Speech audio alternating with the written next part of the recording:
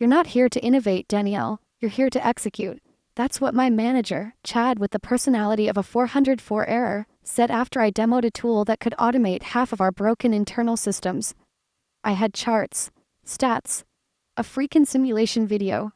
Showed a 70% drop in task errors, end-to-end tracking, and it even predicted bottlenecks before they happened.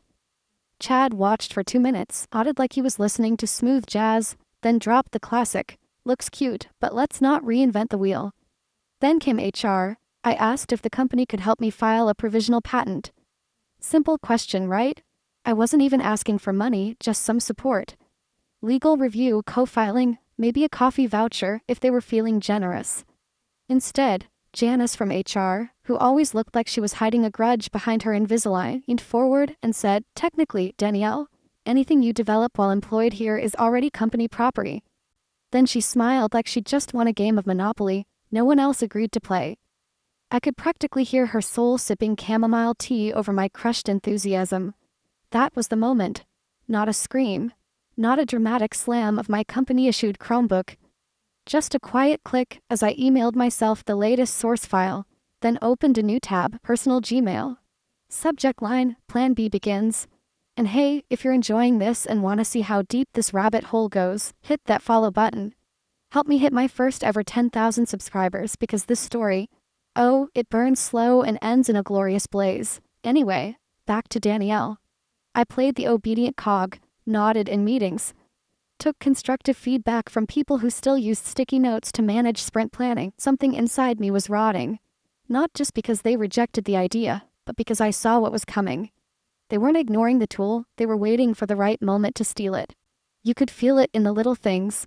The way Chad suddenly asked for an overview of your task mapping logic, or how Ashley from product just happened to mention user personas that matched my flowchart.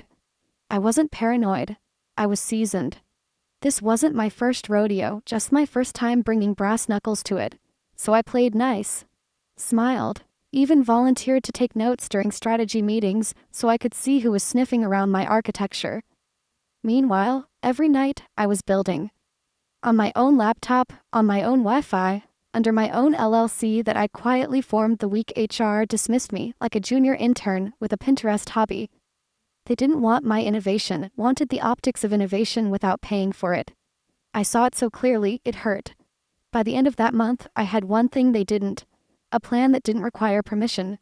Every night after work I transformed. By day, Danielle Morrow, docile systems analyst with tidy Jira tickets and a mild addiction to peppermint tea. By night, Danielle, founder of Loopform Technologies LLC, caffeine-guzzling code goblin, quietly soldering the future together one Python script at a time. I'd wait until my apartment building went dead quiet. No more hallway stomping from the kid upstairs, or late-night saxophone from Unit 2B. Then I'd plug in my old Lenovo, boot to my encrypted dev environment, and vanish into lines of logic I didn't owe to anyone but myself. My cat Marvin would sit perched on the printer like a judgmental compliance officer, watching me build the thing that should have been the company's crown jewel. But hey, they said no. They told me to focus on my tasks, so I did. Mine. The patent process felt like assembling IKEA furniture with a migraine. But I had a secret weapon. Max, a friend from college turned IP attorney who now helped broke startup founders turn ideas into property lines with teeth. He looked at my documentation, blinked twice, and said, "Danielle, this isn't just patent-worthy. This is litigation bait." That's when I knew I wasn't just covering my ass, I was planting claymores. Filed the provisional that weekend. $1,320 from my savings, 2 weeks of ramen lunches, and a small prayer to the gods of bureaucratic red tape. Official timestamp, legal structure, ownership under Loopform me. Not them, not Chad's forehead, not Janice's HR gobbledygook. Mine. Meanwhile, back in office land, I became the queen of calculated disinterest. Started using phrases like "that's above my pay grade," and "I'm just following protocol" with a vacant smile. Let them think I dropped the project. I even submitted a watered-down version of the tool during one of our sprint reviews. No bells, no whistles. Just bland enough to bore them. Ashley from product looked at it and said, "It's missing the magic you had in that first version." I nodded, as I lost it. What they didn't see? Every night I was adding new layers. Auto-validation modules, real-time auditing, UX mockups tested on my cousin's small business just to collect real usage data. I was basically running shadow QA of my kitchen. To cover myself, I started emailing every change I made to myself. Subject line always included the date and a dev tag. OOP v3.2 implemented recursive task chaining /2, 14 a.m/local tests passed. Those emails became my lifeline, my alibi, my trail of breadcrumbs laced in barbed wire. Paranoia? Damn right. But it wasn't the tinfoil hat kind. It was survival. I knew the way these people worked. Ideas were currency, but only when they could claim the ATM. So I built my vault first. Every time I saw a Slack thread where someone suggested maybe we could build an internal flow manager, I smiled and made a new backup. When they said, legal might be reviewing some tooling opportunities, I sent myself another timestamped code repo and backed it up on 2 encrypted flash drives. One in my sock drawer. One taped under the kitchen sink. By the time they noticed what I'd really been doing, I'd already have receipts. All of them, dated, signed, filed. Unlike them, I read the fine print. It started with a whisper in the Monday stand-up. Ben from QA mentioned he'd seen an early build of some internal tool the execs were hyped about. Said it was going to revolutionize how we tracked workflows and reduce ops noise by 70%. 70%. Same number I used in my original pitch. Same number Chad smirked at like it was pulled from a magic 8-ball. I felt my stomach ice over. Coincidence? Maybe. Corporate theft never kicks down the front door. It seeps in, slides under, creeps behind. Next came the phrases, my phrases. Predictive task sequencing, looped accountability layers, smart bottleneck detection. I'd coined them late at night, half delirious on Red Bull and anxiety. Now they were showing up in Ashley's Confluence notes. No citation, no wink, just there, like they'd been born out of some committee think tank, wasn't invited to the design huddles anymore. Not since I shifted priorities, as Janice put it in her passive-aggressive email, CCing everyone but my sense of dignity. I was off the roadmap, off site, off narrative. Then came the moment. It was Thursday afternoon, one of those beige corporate days where the coffee tastes like printer toner and everyone pretends synergy means something. I was heat blasted from back-to-back calls when I heard Jeremy, overly chipper junior dev who still wore his onboarding hoodie in June, babbling near the kitchen. I got the beta build. "Wanna see it?" he asked, phone already unlocked, pride radiating off him like Axe body spray. I played it cool. "Sure, what's the fuss?" He showed me the app. It was mine. Mine? Same interface logic, same left side action panel, even the subtle little lag fix workaround I coded when the loop triggers stacked too fast. There it was. On his phone, during new name, Rep Flow. Rep Flow. It was like watching a stranger try to wear your skin and pronounce your name with a mouthful of crackers. I smiled, said nice progress, then excused myself to the nearest empty conference room, shut the door, and pulled out my phone like a spy meeting their handler. Record screen. Open demo again. Tap through interface. Click. Screenshot the backlog structure. Click. UI menu. Click. Click. Record voiceover in my head. Exhibit A. I didn't storm out, didn't scream, that's what they'd expect. No, I walked back to my desk and sent another email to myself. Subject, RepFlow demo match, visual parity with loop v4.7, 3:26 p.m. My face wore the same smile I'd plastered on since HR told me I was too emotionally attached to my project. But inside, I was stockpiling ammunition. From that point on, became my own mole. If they were gonna play cloak and dagger, I'd bring the whole damn trench coat. Every meeting invite I didn't get. I asked someone casually what was discussed and scribbled notes. Every mention of the upcoming tool, logged, archived, dated. I even started bringing in decoy work, tedious Jira tickets, minor bug fixes. I made myself look small, harmless, invisible. It was easier to steal from someone you thought didn't matter. Let them think they'd won, let Chad wave his little banner of innovation, while Ashley parroted my words like gospel. Let Janice keep sipping her tea, blind to the lawsuit brewing right under her ergonomic keyboard tray. Because I wasn't flailing. I was focusing. I'd built the weapon. Now, I was watching them walk straight into its sights. The email hit inboxes at 8:07 a.m. sharp. Subject line, all caps like it, was announcing the second coming of Steve Jobs. Introducing RipFlow, the future of workflow intelligence. I sat there in my ergonomic chair, legs crossed, jaw locked, half a bagel dangling from my hand, staring at the screen like it had just spit in my face. The company newsletter was practically salivating over it. Rep Flow would debut at the Mid-Tech Systems Expo next month. Game-changing, it called it. Internally developed, spearheaded by our visionary leadership team. I knew those phrases. I wrote those phrases, word for word, 6 months ago, in a pitch deck that Chad called overambitious. And then I saw it, a blog post by him. The CTO, Derek Washburn, the man who once told me automation was cute in theory, but not where we're investing bandwidth right now. Now he was taking credit for my architecture with all the humility of a TED Talk guru. RepFlow is about recursive task logic, adaptive redundancy, and predictive integrity. That's my terminology. Predictive integrity isn't even a real term, it's something I invented at 2 a.m. on week 4 of my build when Marvin knocked over a cup of cold brew onto my dev journal. They didn't just copy my tool, they copy-pasted my voice. I didn't cry. I didn't scream. I just felt erased.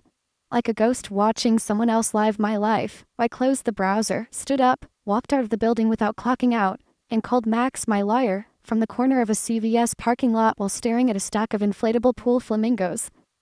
Finalize it, I said. The patent? Max replied, I thought we were holding nope, finalize today. I want it stamped, sealed, and legally bulletproof before they stand on that stage and call my work their brainchild. There was a long pause. Then Max said, all right, once this is in motion, it's war, good. I hung up and just stood there for a minute, watching people walk in and out of CVS, totally unaware that I was standing at the intersection of fury and justice. I felt invisible, they had done that, but I wasn't powerless. I was dangerous. And now I had a weapon with a serial number and my name etched into its legal steel. I went home and opened every file, reviewed every email. I timestamped new copies, backed up the full dev history across 3 encrypted drives, and double-checked that my LLC was still clean. I wasn't just protecting my work, I was drawing a line in the sand with a chainsaw. And the whole time, one thought kept looping in my head like a mantra. Let them keep climbing. Let them scale the headlines, milk the hype, pose for press photos like repackaged prophets. Let them climb so damn high they forget to look down. Because I'm the one holding the rope. 3 days before the Mid-Tech Expo, Max pressed send on a PDF that could decapitate a product line. 2. General Counsel, Workfleet Systems Inc. Subject, cease and desist unauthorized use of protected intellectual property. Patent #US 12/847395. The letter wasn't angry. It was cold. Surgical. A scalpel dressed in Times New Roman. It outlined every date I'd filed, every feature they'd mirrored, every email I'd sent with verifiable timestamps. It cited my provisional patent turned full utility claim. It even included side-by-side screenshots, loop from v4.7 UI vs rep flow beta interface. There was no wiggle room, no ambiguity, no plausible deniability. Only one possible conclusion: they took what wasn't theirs and built a temple out of it. And now, I was burning the blueprint. Max CC'd me on the delivery. I didn't breathe for full 30 seconds after it landed. Then I closed my laptop, stood up, and made myself a bowl of cereal I had no intention of eating. Marvin the cat batted at my leg like he could feel the static tension leaking from my bones. 27 minutes later, I got my first whisper. A Slack DM from someone in finance. You didn't hear this from me, but something big just hit legal. Everyone's running around like someone kicked a wasp's nest. Then IT revoked my access to RepFlow's dev channel. I smiled, they were panicking, but they didn't know how much I knew. The next day, HR sent me a meeting invite titled Touchpoint Compliance and Role Alignment.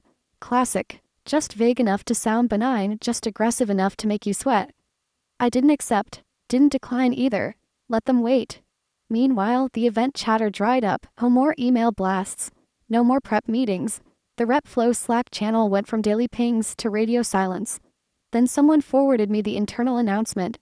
Due to unforeseen logistical complications, Workfleet Systems will no longer be attending Mid-Tech Expo. We remain excited to launch RepFlow in the near future.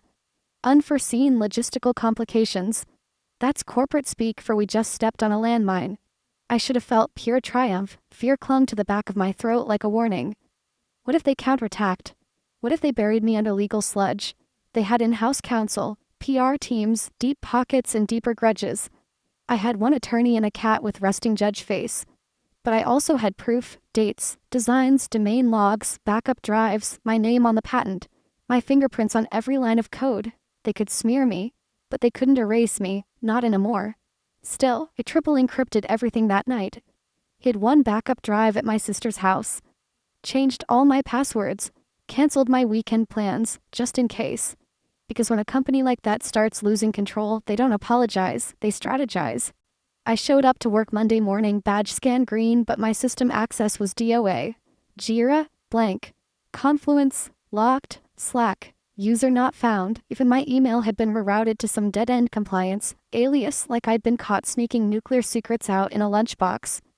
I went to IT, played dumb. Hey, I think there's some kind of system glitch. The guy at the help desk, a contractor I barely knew, wouldn't meet my eyes. Just mumbled something about a compliance lockout and told me to check with HR. I walked out of there like I didn't already know what was happening. This was retaliation, served cold and wrapped in jargon. HR finally got back to me with a smile that could curdle milk. We've initiated a standard internal investigation into your role and access privileges in light of recent IP concerns. They said it like I was a virus they were quarantining. No mention of rep flow. No direct accusation. Just a smear campaign in slow motion. By lunch, my calendar was empty. Not just quiet, erased. No invites, no meetings, no replies to my pings. People who used to gossip with me in the kitchen now walked past like I was contagious. Even Jeremy, the hoodie kid who showed me the rep flow beta, avoided eye contact like I might explode into legal shrapnel. Good. Let them squirm, because I was done playing fair. That night, I opened a fresh Proton Mail account, created a new identity, and sent one very spicy package to the Stack Digest indie tech blog known for flame-roasting shady startups and middle-tier tech core with more ambition than ethics. Subject line, confidential. Internal IP theft at work, fleet systems, docs, screenshots, patent. I didn't send everything, just enough. Key dates. My patent number, chat logs, side-by-side UI comparisons, snippets of the cease and desist. Even some anonymous quotes I may or may not have manufactured to nudge the drama meter, published in less than 48 hours. Headline, Work Fleet's flagship innovation.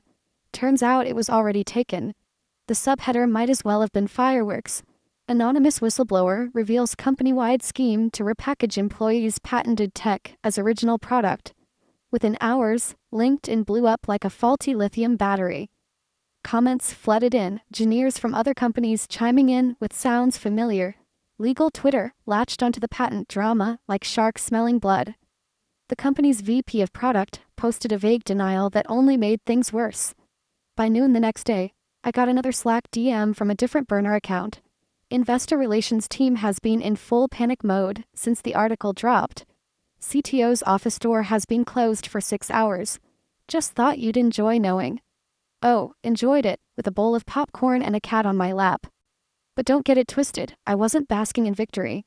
I was alone, no allies, no protection. Just a woman in an invisible war against a company hellbent on scrubbing her off the story. Still, I had one thing they couldn't silence, the truth. And now, the whole damn internet had it too. By Thursday morning, the executive suite was melting like a snowman in a sauna. Word was, 3 investors had demanded an emergency call with the board. Not check-in calls, intervention calls. Rep flow was supposed to be their golden egg. Now it looked more like a stolen omelet. I didn't even have to refresh my feeds to feel the shift. At 10:42 a.m., Derek Washburn, CTO, blog braggart, public thief, was placed on administrative leave pending internal review. The internal memo used the phrase values alignment concerns. Cancellation, you just detonated our brand credibility, Derek, and now you're going to sit in your Tesla and think about what you've done. HR reached out the same afternoon. Not Janice, she was probably hiding in a broom closet somewhere, but a senior rep I'd never dealt with before. Neutral voice, liar-friendly smile, camera off. We want to acknowledge the tension surrounding recent events, he said. The company is open to a confidential resolution, including a generous settlement package, in exchange for non-disclosure and full rights transfer of the disputed property. I let him finish. Then I said, you're offering hush money. His silence was louder than any confirmation. Declined, I said. Permanently. That afternoon, I slid into the inbox of a VP I'd met once at a networking event, Lisa Tran. now leading R&D for a rival firm with double our valuation, and none of our scandals, attached a teaser deck of my patent. Included the headline from the Stack Digest. Subject line, exclusive licensing opportunity, clean IP, proven value, your competitor just stepped on it. She replied in 37 minutes flat, let's talk. And just like that, I stopped being the invisible girl with the backup drives and started becoming something else. A threat with leverage. I was done staying small. No more ducking in hallways, no more pretending I was just lucky to be here. They taught me what the system was, and I'd learned how to hack it legally. Then, just when I thought the day couldn't peak any higher, a Slack message landed in my burner inbox. From a junior engineer I barely knew, you deserve to see this. Stay strong. Attached, a zip file. Inside, screenshots of private leadership Slack thread, dated 2 days before the Mid-Tech Expo was cancelled. Derek, in all his smug glory, saying she'll fold. She's just the dumb compliance chick with a laptop and a savior complex. The thread went on, jokes, dismissals. One exec joked about offering me a $5 Starbucks card to keep her busy while we ship. Someone else responded with a coffee emoji and loop her out. Literal words. I didn't get angry. I didn't cry. I saved every screenshot, labeled the folder Exhibit D, and backed it up like gospel. Because these weren't just messages, or receipts. Proof of intent, proof of culture, proof that their downfall wasn't an accident, it was earned. They thought I'd stay the dumb compliance chick with a laptop. Too bad that laptop had a patent, and a lawyer on speed dial. The lawsuit dropped like a guillotine. Max filed it on a storm gray Tuesday morning, and within 24 hours, it was the top trending item on Tech Reckoner. Former analyst sues work fleet for IP theft and retaliation, or grants emergency injunction. We didn't just go after them for infringement, we went for the throat. Retaliation, hostile work environment, willful misconduct. The exhibits folder was a digital minefield. Emails, internal Slack messages, access logs, that infamous blog post, and the golden goose, my patent, notarized and timestamped before they ever uttered the word rep flow in a meeting. The judge didn't even blink. Temporary injunction granted, effective immediately. Workfleet was barred from releasing, marketing, or distributing any software related to RepFlow or its derivatives. Their roadmap wasn't just delayed, it was neutered. Beta clients pulled out. Internal dev teams were furloughed. Contractors ghosted them. Then came the layoffs. Not quietly, not tactfully. Full-on fire drill. 30 people gone by Friday, including half of product and the remaining brain trust around RepFlow. Chad, for the record, is demoted to Strategic Technical Advisor, which is legalese for go sit in the corner and shut up. Meanwhile, on my side of the fence, I signed the deal with Lisa Transfirm, 7 figures, upfront, exclusive licensing rights with Danielle Morrow listed as sole patent owner. They didn't just want the software, they wanted the story. A redemption arc they could attach to their next campaign. And I gave it to them, with one condition baked deep into the settlement terms like a razor in a birthday cake. Workfleet would issue a public statement acknowledging my patent, the unauthorized use of my IP, and my legal ownership of the tech behind RepFlow. And they did. Buried in a PR release filled with corporate vagueness and phrases like restructuring and realignment of innovation priorities. But it was there. My name, my patent, my win. The cherry on top, week after the announcement, as I was sipping overpriced whiskey in a bar that used to make me feel too underdressed, I got the notification. LinkedIn message from Derek Washburn. Well played. I stared at it for maybe 5 seconds. No rage, no smugness, just a long exhale. Then I hit block so hard it felt like a muscle spasm. Goodbye, Derek. Enjoy the sound of your own voice echoing in unemployment limbo. I walked out into the night, city lights buzzing like they knew my name. No parade, no slow clap, just a quiet, seismic shift. Justice wasn't loud, it was precise. It was documented, and it wore red lipstick and carried receipts in triplicate. I wasn't the dumb compliance chick anymore. I was the woman who brought down a tech empire, one timestamp at a time. You're the real stars of the corporate jungle. Thanks for watching. Hit subscribe, or I'll flick the switch on your old cubicle memories.